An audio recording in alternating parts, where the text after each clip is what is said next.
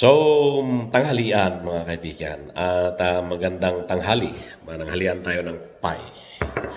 So, meron lang akong kwento. Naalala ko lang nung nagtatrabaho ako doon sa Saudi Arabia na kahit papano nagkaroon tayo ng pagkakataon na maging supervisor at mag-manage ng isang workshop. So, bilang isang head, alam mo yung kategorya ng isang tao. No? Alam mo yung pag-uugali ng mga tao. Kasi ang tao may iba-ibang personalidad. Wala nang aron eh. Kita adang aron iti may isang mabaling gaputa medyo nataenganan. Nalakangay nga agpungpungtot. Nalakang nalakang maawanan ti pag-asa kasjay. So nga numaikan iti trabaho nga medyo kailangan na iti anos kasjay. Haan, awan kanya na dayjay. Nalakang agpunger, pupugtot, agreklamo. So, one time, at customer nga inala na tilugan na, simrat jay, workshop.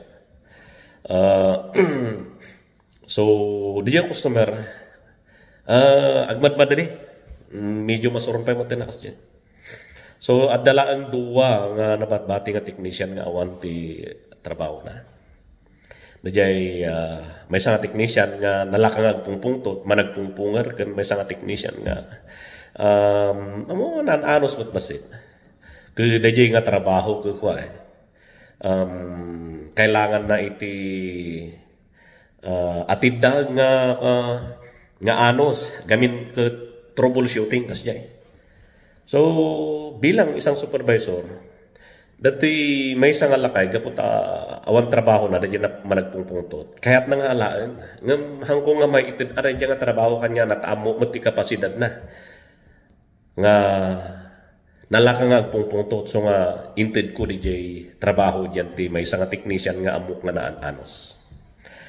Kastamot lang iti ko, kastamot lang tibiyag, no, kaabsat, no. No ngay, adda ti banag nga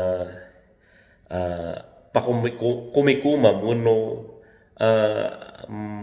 medyo marigatang kabasit hanga radya puro reklamo no hanga puro reklamo no diket aramidem nga si aayat di trabaho kasala di lakay lakay nga dayjay ket piman mata imun unapay nga technician ngem siya ngem han nga nai-promote taga pudyo ugali na nga managpungpungtot ken awan ti aanosan na kastama lang itibiyag so nga nung maminsan nasaysayaat nga si tayo ket addaan iti kalidad nga manag paspasensya ken anos.